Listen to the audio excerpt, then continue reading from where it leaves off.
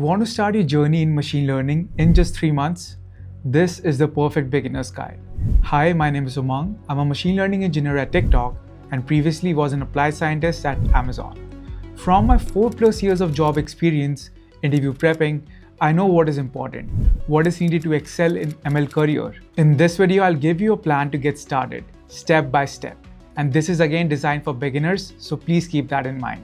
And whether you are currently in college or 40 years old with no CS background, you can follow this guide. By the end, you'll have the skills to explore machine learning projects, understand key concepts, and know exactly what to do next. So let's go. For week 1 and week 2, you can start off with Python basics. Python is the language of machine learning. You can use free resources like Code Academy, W3 Schools, or even YouTube. Learn why Python is actually popular, why we need a coding language, understand the basics like variables, loops, function, lists, and dictionaries. You can also leverage a nominal paid resource like Programming Expert that covers everything that you need.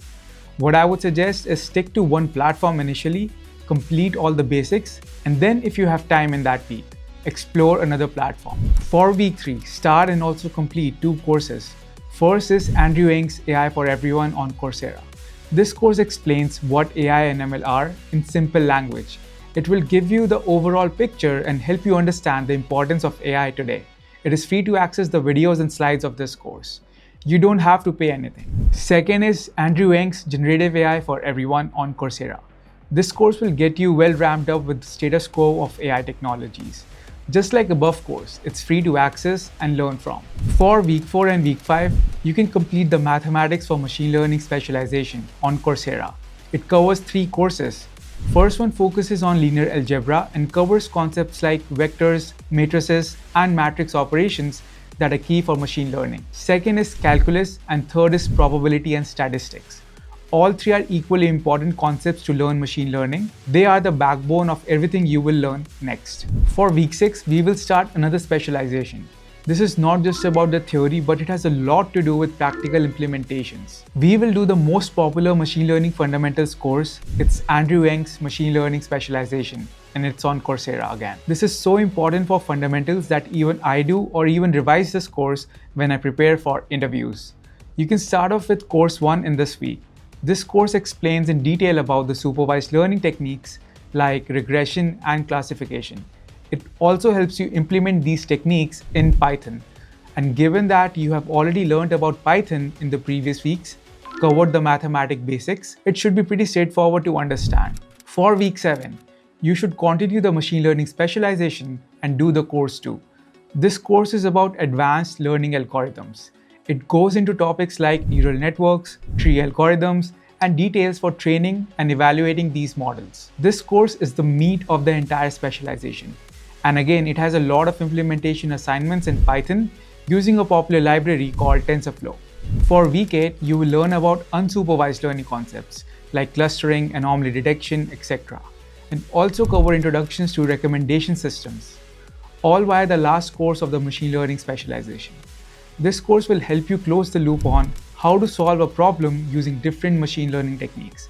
By the end of the specialization, you will have a very solid understanding of pros and cons of lots of these techniques and when you should use which one. For example, if you have limited data, you can prefer a tree model versus if you have loads of data. A neural network model can be better. Similarly, if you have structured data, a tree model can be leveraged. Whereas with unstructured data like text, audio, video, a neural network is better. Now we will dedicate week 9 and week 10 for building 1 to 2 model projects.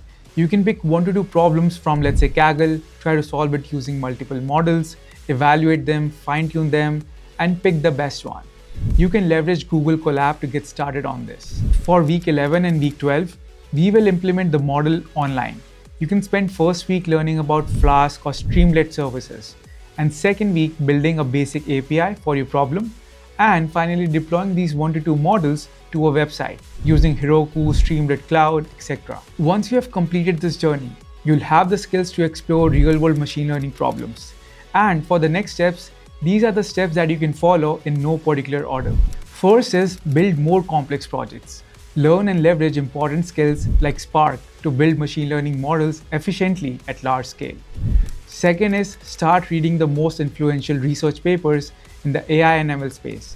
Here are the top 5 research papers that you can get started with. And third is, if you want to land a machine learning engineer role, you can watch this video on how to land your first ML job. Now I'll be very honest, getting started with machine learning is hard, but following through to make a successful machine learning career is even harder. You have the first step now, and I know you can do it. Like this video if it helped you, and subscribe for more content to guide you on your machine learning journey. I'll see you in the next one. Peace out.